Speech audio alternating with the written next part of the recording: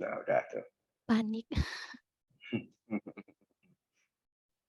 Baik, assalamualaikum warahmatullahi wabarakatuh.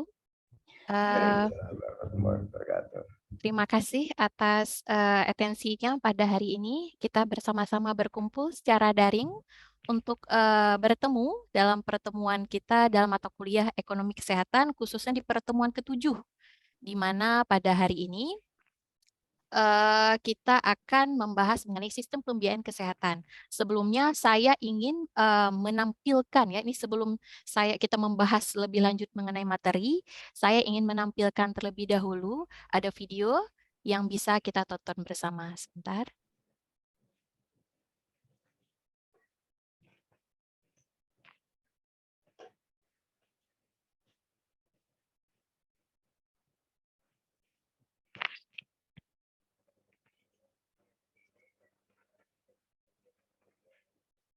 Tutup dulu sambil makan. Ya, ya.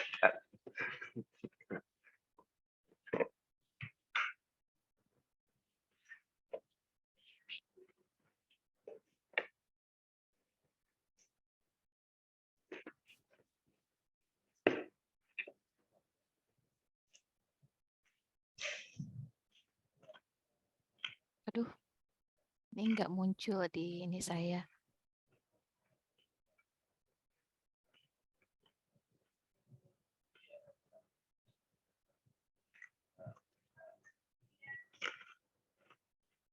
Baik, saya next aja. Ini nggak muncul di saya videonya, mohon maaf.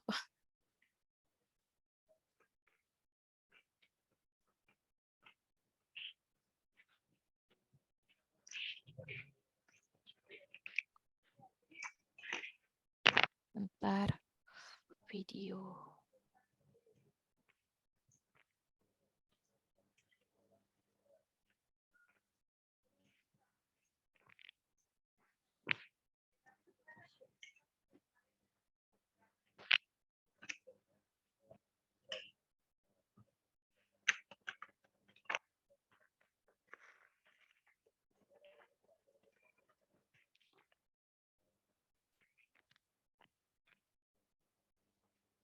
Mohon maaf, Prof, videonya tidak terputar Ya, ternyata.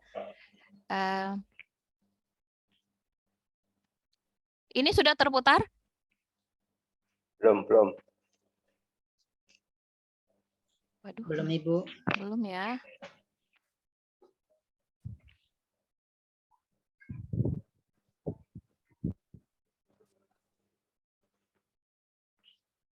Karena nggak tahu saya simpan di mana. Please download. Oh ya, oke, ini ada. Baik.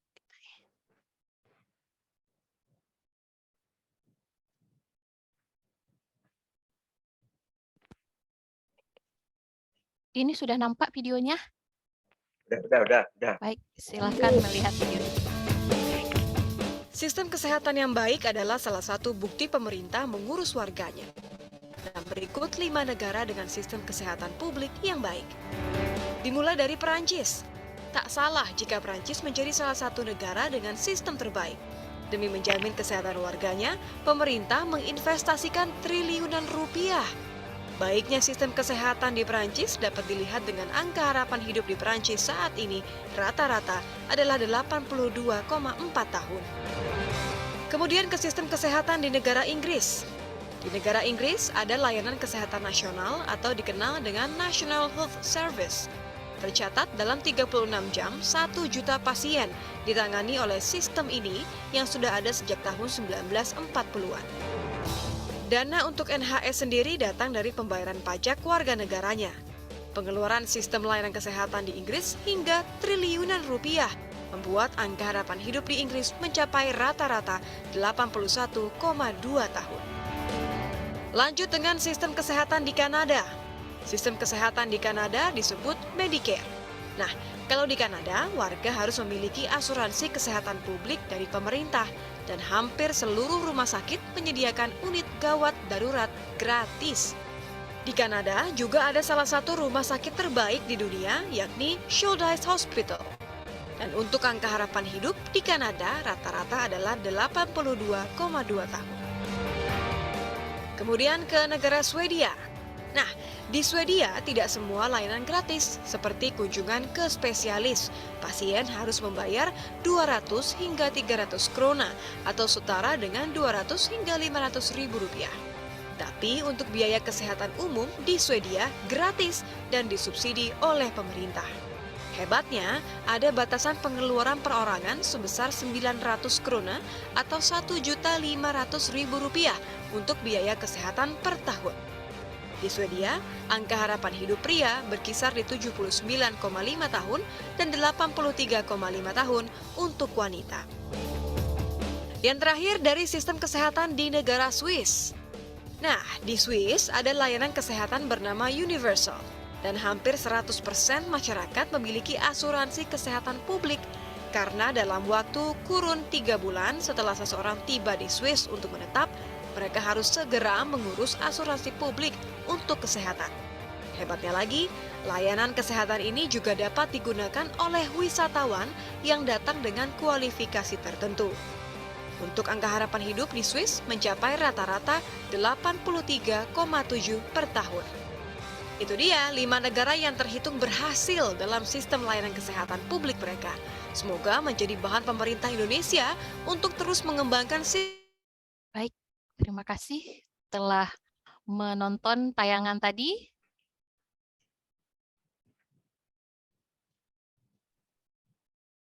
Baik, saya share kembali PPT kita. Nah, tadi sudah menonton tayangan sekilas. Bagaimana di Indonesia sistem pembiayaan kesehatan di kita, ya. Tadi beberapa hal disinggung di dalam video tersebut mengenai umur harapan hidup. Pak Harmoko pernah Terima kasih, Bu. mendengar, ya, Pak Harmoko pernah mendengar umur harapan hidup? Pernah dengar, Bu, tapi kalau untuk Indonesia saya belum tahu berapa. Belum tahu. Ya. Kira-kira umur harapan hidup itu apa, Pak Harmoko? Menurut Pak Harmoko? Kemampuan bertahan hidup mungkin, Ibu, ya. Iya, baik. Pak Harmoko masih ada orang tua? Mohon maaf. Masih Masih. lengkap. Berapa umur kalau saya boleh tahu? Kalau kelahiran 45 berarti 70 berapa? 70 berapa? 73 ya? 77 sesuai dengan Baik. 77 umurnya. 77. Baik. Bagaimana kalau Ibu Emilda? Ibu Emilda, maaf, boleh saya tahu apa masih ada orang tua? Alhamdulillah masih, Bu. Masih beraktivitas seperti biasa? Iya, alhamdulillah, walau sudah Alhamdulillah. pensiun. Berapa umur kalau saya boleh tahu? Kalau Bapak itu 73, kalau Ibu 72. Alhamdulillah ya, berarti masih produktif. Nah, mengapa sebenarnya saya menanyakan mengenai rentang umur? Nah, tadi sempat dikatakan bahwa beberapa negara maju, mereka membuat satu batasan bahwa umur harapan hidup rata-rata 80 tahun ke atas. Umur harapan hidup adalah rata-rata panjangnya umur masyarakat atau satu individu hidup dan bisa melakukan sesuatu itu secara produktif. Dalam artian walaupun kita memiliki, barangkali saya punya tetangga saya umurnya 100 tahun, tapi kalau terbaring lunglai di rumah, nah itu juga tidak bisa dihitung umur harapan hidup. Nah, bagaimana di Indonesia? Nah, umur harapan hidup merupakan salah satu indikator suatu negara itu maju atau enggak dilihat dari bidang kesehatan. Ya, selain dari indikatornya ada dari pendidikan, ada dari kesehatan. Nah, di kesehatan sendiri untuk melihat negara kita itu maju atau negara itu kita itu berkembang, itu bisa dilihat dari umur harapan hidup. Kemudian stunting, status gizi negara kita. Kemudian bisa kita lihat dari angka kematian ibu dan bayi, kemudian juga angka morbiditas atau angka kesakitan, ya. Nah, untuk Indonesia sendiri umur harapan hidup untuk tahun 2022 itu 71 dan 72 itu untuk wanita. Nah, wanita dan pria juga akan berbeda umur harapan hidup. Nah, alhamdulillah ibu-ibu kalau di sini barangkali setiap bulannya ada menstruasi atau memiliki anak gitu. Nah, ini juga salah satu ya eh, karunia yang diberikan oleh Allah untuk memperpanjang hidup kita tanpa kita sadari gitu. Nah, berbeda dengan pria. Pria adalah 67 tahun untuk Indonesia. Nah, makanya kenapa rata-rata pria yang lebih cepat dipanggil yang maha kuasa kalau dalam bahasa saya, mohon maaf, karena memang tekanan ekonomi, kemudian juga beban moral juga hal tersebut mengakibatkan umur harapan itu berpengaruh kepada umur harapan hidup dan kejadian penyakit pada pria dibandingkan dengan wanita ya. Nah, kemudian eh, bagaimana dengan negara-negara lain kalau kita melihat ke negara tetangga? Malaysia sendiri itu lebih tinggi dibandingkan kita. Kalau misalnya Singapura 83 tahun, Malaysia itu 76 tahun. Nah, berbeda dengan kita 71 dan ini menjadi PR untuk negara Indonesia. Nah, baik, next. Nah, baik. Sekarang kita tadi sudah tahu mengenai sedikit sistem pembiayaan di negara kita, di negara-negara maju ya. Nah, next, apa itu biaya? Nah, biaya adalah dana yang harus disediakan untuk menyelenggarakan dan atau memanfaatkan berbagai upaya yang diperlukan oleh perorangan, keluarga, dan juga masyarakat. Nah, kalau kita melihat dari sisi, jadi banyak ya pengertian dari biaya kesehatan. Kalau kita melihat dari sisi provider, nah provider di sini adalah pemerintah ya selaku penyedia dari sistem pembiayaan kesehatan kita. Pengertiannya adalah besarnya dana yang harus disediakan untuk menyelenggarakan upaya kesehatan secara paripurna.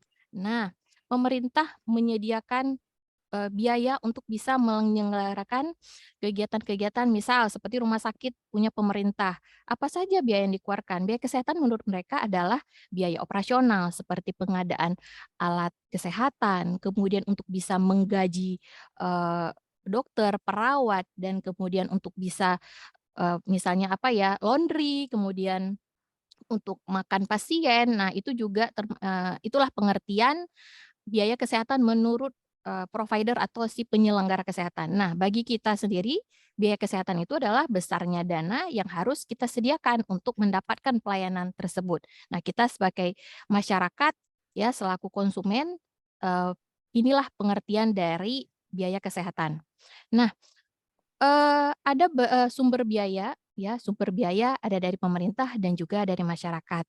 Nah, pertanyaan saya, pemerintah yang pertama menyelenggarakan kesehatan ini sendiri dananya itu pertama dari APBN atau anggaran pendapatan belanja negara. Eh, Sekaya apa sih pemerintah sampai harus menganggarkan? Nah, Pak Musa, saya boleh tanya, kira-kira berapa persen sih dari anggaran yang dialokasikan oleh pemerintah untuk bisa menyelenggarakan program-program di bidang kesehatan atau melakukan kegiatan di bidang kesehatan? Kira-kira ini dari 100% ya Pak ya, ini APBN. Ya, Berapa sebenarnya kalau persen? bicara APBN sangat tinggi sekali, Ibu, terkait dengan BPJS ya. Jadi harapan kita malah sebenarnya bukan menyembuhkan, harusnya nggak ada rumah sakit, harusnya ada rumah sehat gitu loh. Iya, iya. Jadi Kira-kira besar aja, sekali Pak. kalau kira-kira di atas 50% Bu, untuk Baik. anggaran Kira-kira 50% dari Iya. APBN. Baik. Iya. Pak Irwan, boleh saya tanya kira-kira dari berapa persen yang dianggarkan oleh pemerintah untuk bisa mengadakan kegiatan di bidang kesehatan?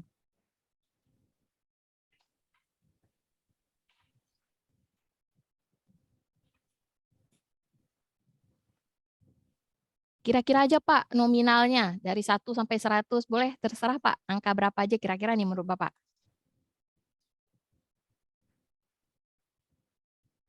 Oh, next. Atau Ibu Emilda, kira-kira Ibu Emilda, berapa persen sih yang dianggarkan oleh pemerintah untuk bisa melaksanakan kegiatan atau program kesehatan di bidang kesehatan?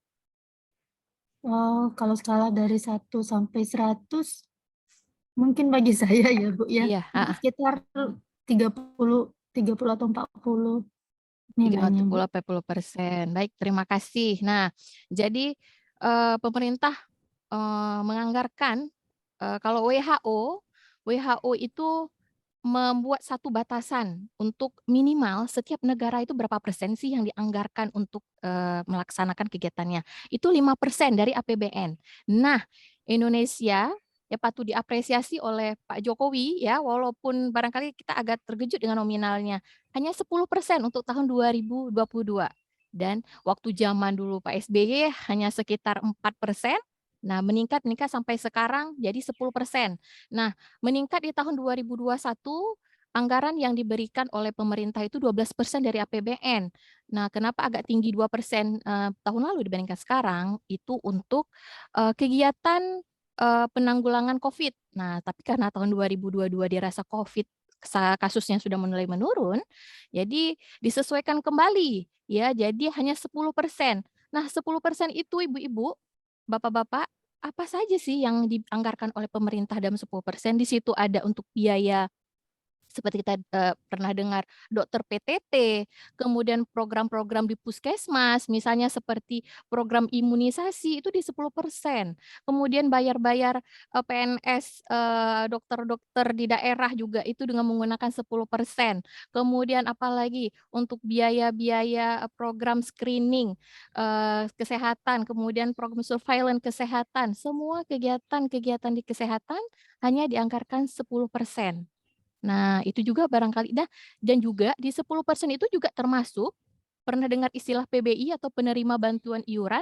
Nah, barangkali itu adalah kelompok miskin yang dianggarkan oleh pemerintah atau dibantu oleh pemerintah untuk sesuai dengan Undang-Undang 45 bahwa semua warga Indonesia atau masyarakat Indonesia berhak mendapatkan pelayanan kesehatan. Nah, akan tetapi seperti tadi Pak Musa katakan, iya? Mohon izin Ibu, waktunya 5 menit Oh, lagi. baik. Nah, ada beberapa. Jadi 15% dari situ, nah pemerintah menganggarkan untuk membantu masyarakat miskin di dalam agar mereka juga dapat mendapatkan pelayanan di rumah sakit. Nah, pertanyaannya, apakah seandainya, ya ini pertanyaannya adalah, nah, nih, apakah apabila biaya kesehatan tinggi, derajat kesehatan kita juga akan baik? Nah, ini juga menjadi pertanyaan karena apa? Di Amerika sendiri, pemerintahnya hanya menganggarkan 13% dari APBN mereka dan Jepang hanya 7%. Tetapi umur harapan hidup masyarakat di Jepang lebih tinggi dibandingkan dengan Amerika. Kira-kira kenapa sih? Ayo, siapa yang bisa kira-kira siapa memberikan masukan kira-kira? Ibu Hafidah?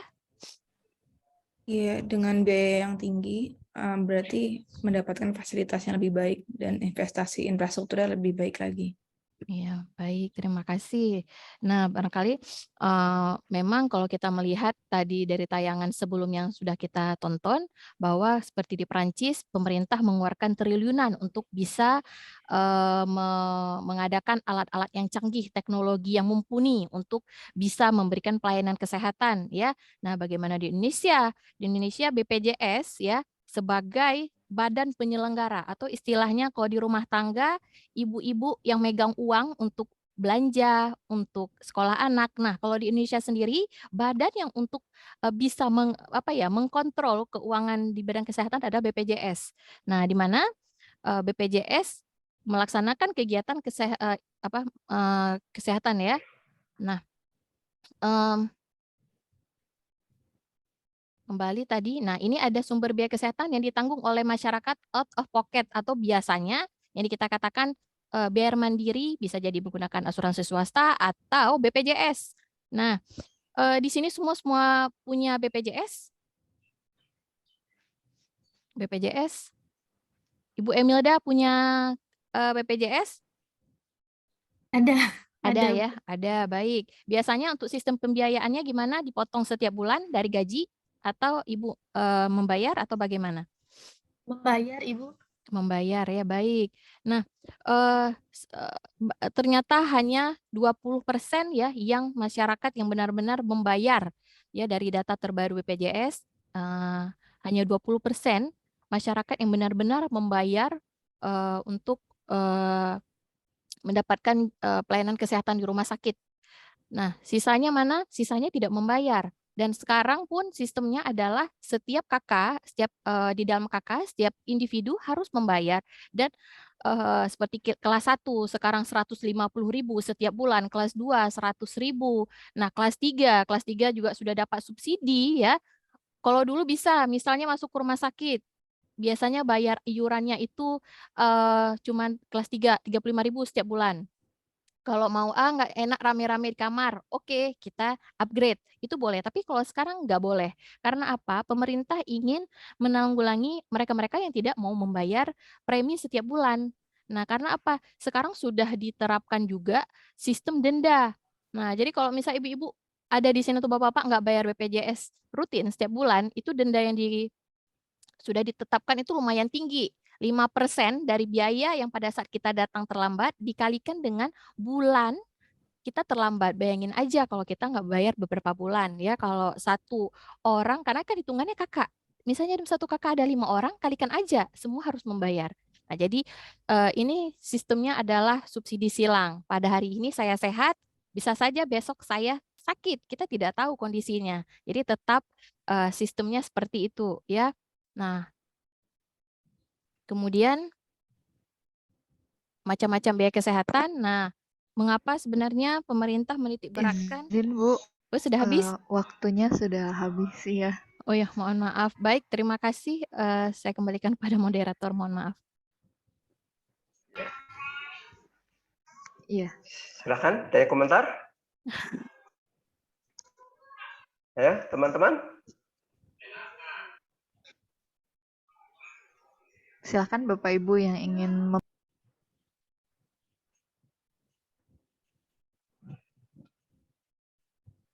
Udah lapar kali, Prof. Udah makan Iya jam nih, makan siang, Prof. iya nih, iya. Tapi untuk Aceh belum, Bu. Oh, belum. Kan Iya, beda ini benar. seperempat jam dengan Bengkulu. Sekarang setengah 12. Iya, iya, Prof. Kalau Indonesia Timur Pak Harmoko ya udah kelaparan. Ya. Nah, apa namanya? Ini sekaligus secara umum ini mayoritas masih dominan ke pendidiknya dibandingkan bagaimana ini aktif dua-duanya. Apalagi kalau kita ukur dari sisi fungsi sebagai pendidik, sebagai fasilitator. Hanya melayani, mereka supaya terjadi proses belajar. Namun bisa mencapai maksimal. Jadi lebih banyak Bu cerita terus saya itu kan ini kalau apa namanya ceritanya tidak kebetulan tidak sesuai dengan gairah yang kita ajak bicara jadi ngantuk soalnya. Ya. Tapi kalau kebetulan cocok ya kayak masalah gitu ya. Iya, Ini Prof. satu hal yang saya ungkapkan kembali ini tadi kalau ini hanya satu arah hasil tidak akan maksimal, akan lebih banyak lupa. Ya, ini mungkin waktu habis diterangkan mesti ingat. Nah, memang kan kemampuan untuk ini mendengar itu lebih mudah lupa itu ketika psikologi itu. Ya, ini jadi kita harus banyak mengaktifkan indera yang kita miliki. Nah, tergantung memang untuk tingkat itu ya tergantung medianya tersedia enggak, dengan tersedia enggak. Namun upayakan sedemikian rupa. Yang jelas ini harus lebih dari satu indera. Kalau tadi kita ceramah lebih banyaknya satu indera.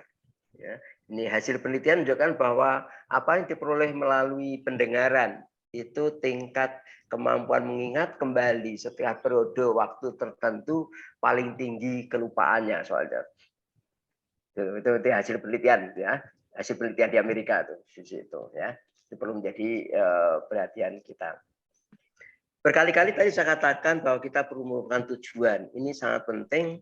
Pertama, untuk mengingatkan kembali kita sebagai pendidik, apakah pembelajaran saya telah memberikan arah pada kita, arah yang mau dicapai. Yang demikian juga si mahasiswa juga tahu arah mau dibawa kemana kita. Saya harus bisa apa, dia tahu. Artinya sekaligus mahasiswa bisa mengukur ini, apakah saya telah mencapai yang diharapkan belum. Kalau sudah belum, maka akan tumbuh usaha untuk mencapainya. Tapi kalau tujuan nggak ada, sehingga dia tidak bisa mengukur. Ya. Ini tujuan ke sana. Yang kedua, ini tadi belum muncul manfaat juga belum untuk Ibu tadi. Ya, ini manfaat mengapa perlu belajar ini? Baik kaitan materi sekarang maupun materi yang nanti. Ya, ini. Nah, artinya kan suatu proses pembelajaran materi kan harus berurut. Mana yang dulu, mana yang kemudian. Ya. Yang awal mendasari materi selanjutnya.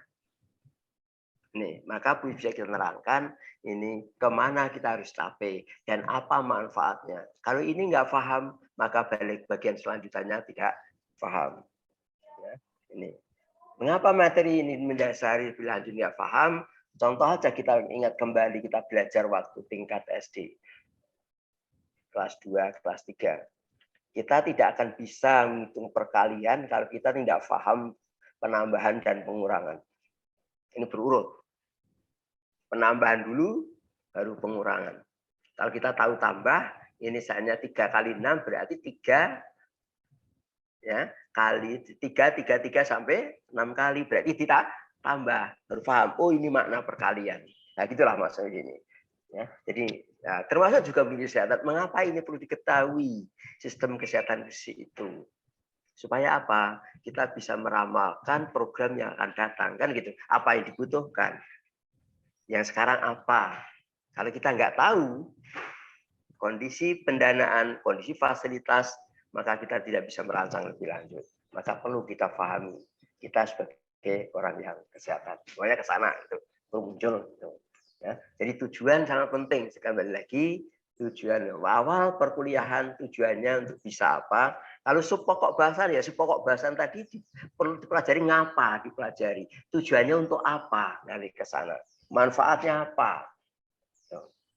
Kemudian yang bagian ini tadi saya katakan poinnya tadi perlu kita lebih banyak interaktif, tapi yang lebih lanjut lagi kita perlu kembali tadi sudah dengan Ibu tadi yang nomor 2 sebelum terakhir tadi kita perlu ini membuat simpulan dari apa yang kita ini belajarkan. Nah, simpulan ini sekali lagi perlu mahasiswanya yang kita ajak membuat simpulan. Karena sekaligus ini sebagai apa namanya cek kita apakah pembelajaran saya tercapai atau belum. Kalau mahasiswanya ini tidak mampu menyimpulkan kan kita tahu sekaligus. Oh ternyata mahasiswa baru tahu ini. Berarti ini proses pembelajaran kita baru tercapai ini. Tahu kita. Demikian juga kalau tadi tujuan dirumuskan awal, kemudian tadi membuat simpulan, berarti Anda tujuan belajar Anda belum tercapai. Karena Anda baru bisa menyimpulkan ini. Padahal tujuan tadi adalah ini, sebagai balance. Sehingga sama-sama untuk meningkatkan. Bagi seorang pendidik sekaligus, kalau ini belum capai, berarti saya harus buat apa pada perkuliahan selanjutnya. Atau tugasnya tugas seperti apa untuk mendalami lebih lanjut. Ya, ini intinya semuanya gitu. Saya bukan hanya untuk Ibu aja yang terakhir ini, untuk semua gitu ya. Ini ya, jangan kurangilah ini kita sebagai yang dominan, namun kita lebih banyak sebagai fasilitator. Ya, ini seperti tadi saya ungkapkan perlu kita gunakan banyak pembelajaran kooperatif tadi saya katakan. Ngapa? Ya, akhirnya kan bentuk kelompok. Ini Anda belajar ini. Tapi ada kata saran tadi fasilitator, kita sebagai fasilitator, kegagalan seorang anggota dalam mempertanggungjawabkan hasil kerja kelompok, mengurangi nilai kelompok. Pasti mahasiswa kan aktif semua, kita tinggal nonton, keliling, ngecek. Fasilitator, pasti aktif.